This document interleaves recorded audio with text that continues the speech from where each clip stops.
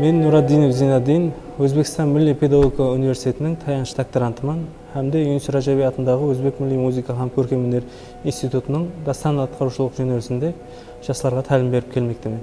Жыраулардың атқаратығын аспабы, саз аспабы бұл қобыз аспабы болып есептелінеді. Қобыз аспабының пірі қорқыт-ата есептелінеді. Қорқыт-ата ерте аям заманларда өзіне, кеуіліне ұнайтығын саз аспап жаратуға әрекет еткен, һәмде сол түрлі ағашларды жонып, өзінің кеуіліне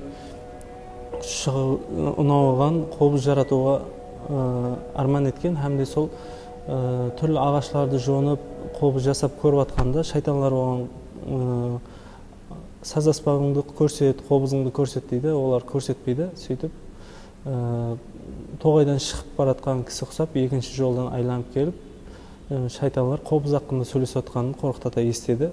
Олар айтады, Қорқыт-ата жүдә бір әжайып іс басапты, сол ерік ағашын ойып, оны тостаған етсе, һәмде оны бақырауық түйенің жақ терісінен оның касасын қапласа, кісінеуік аттың құйрығынан, оны жалынан тар тақса, Қорқыт-ата және де суға бақтан оған тиек тақса, жүдә шыққыш аспап боладығын еді дейді. Һәм Қорқыт-ата бұны естіп, дәрхал қобызды жаратады.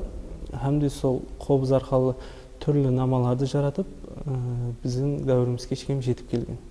Қарақалпақ дастан атқарушылығында екі жөнеліс бар болып есептелінеді. Бақшылық, олар дутар арқылы лирикалық дастанларды атқарады. Жырауларымыз қобыз арқылы қахраманлық дастанларын атқарады. Менде сол 17 жылдан бері еліміздің милли мәдениеті болған жыраушылығымызбен шұғылданып келмектемін. Осы күнге шейін көптеген ұстазларымыздан тәлім алдық. Ұстазларымыз сол ең бірінші Қарақалпақстанның Қоңырат районында музыка мектебінде Бақтияр аға Қыдырбаев ұстазымыздан қобыз сырларын үйреніп бастағанбыз. Жұртбасшымыз тарапынан бақсыларымызға деген жүдә көп әтібарлар қаратылмақта соңғы жылдары.